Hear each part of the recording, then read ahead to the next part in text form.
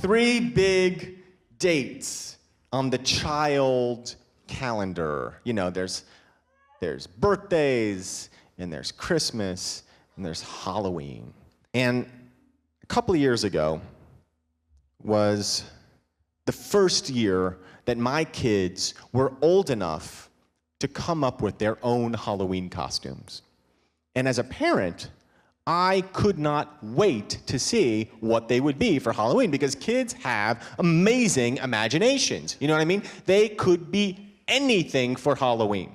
Here's what my kids decided to be. My son decided to go as a pirate. My daughter decided to go as a princess. The least creative costumes in the world.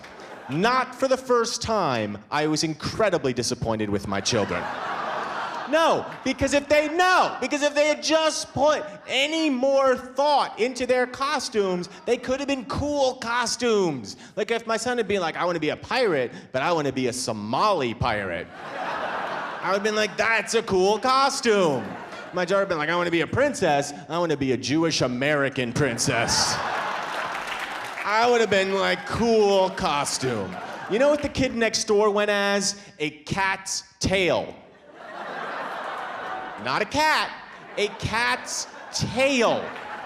When he came to our house and explained that he was not a pipe cleaner, which also would have been excellent, but was in fact a cat's tail, I did not give that child candy.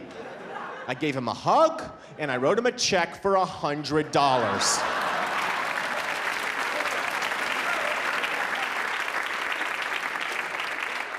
The next year was better. Not great, but better. Halloween comes, I say to my son, what are you gonna be for Halloween? He goes, I'm gonna be Frankenstein. And I say, okay. Halloween comes, he walks downstairs, he's got like an old suit jacket of mine on, old suit pants, his face is painted green, you know, he's got like a makeup scar across his forehead, you know, and he's doing this. And I look at him, and I say, what are you supposed to be? He goes, I'm Frankenstein. I said, no, you're not. You are the creature. Frankenstein was the doctor who invented the creature.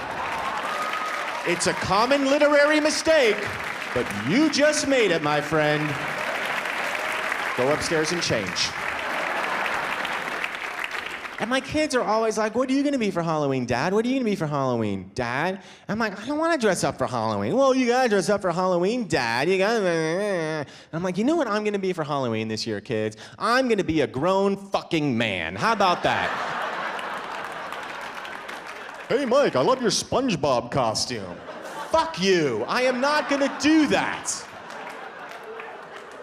Because now that's what you have to do as a parent in the suburbs where I live. You have to chaperone your children everywhere they go because everybody's so afraid that their precious little angel is gonna get abducted or something. How egotistical can you get? Oh, your kid is so special. Everybody wants your kid. Come on. When I was growing up, when we went trick-or-treating, there was no like parental supervision. Like we would get home, we would put on our Halloween costumes, we would go out trick-or-treating, and we would be gone for days. Like we might not get back until Thanksgiving. But it's not like that anymore. Like you have to chaperone your kids everywhere you go. And so the way that the adults in my community have learned to deal with this is that they have turned Halloween into a booze cruise. So one of the parents will fill one of their children's little red wagons with alcohol, and we will trundle it through the neighborhood as our children go door to door collecting candy for us to eat later that night when they go to bed. And like I said, I don't really drink, so, you know, I just drink, you know, a couple of slugs of wine or something, and I am hammered. Like, I am just out of my head immediately. I just have to smell it, and I'm just like, what's happening, you know? And that would be okay, I guess, except that I get emotional, you know? And then my kid comes back from a house with like, look what I got. It's some piece of like shitty ghetto candy that I don't want. And I'm like, what is this? Daddy doesn't eat Chuckles. You go back there and you tell them you want a Snickers bar. You go back to that house and you tell them you want a motherfucking Snickers bar. You know, he's crying, I'm crying, you know, and then I see this little figure emerging from the shadows holding a Snickers bar, and I go up and I'm sorry. Shh, shh, I'm sorry, you know, stroking his head, shh. Then I realize it's not my kid that I'm hugging. Very difficult to explain that away, you guys. This last year was probably the best in terms of creativity. Halloween comes, and I say to my son, what are you gonna be for Halloween? He goes, I'm gonna be Dr. Coconut.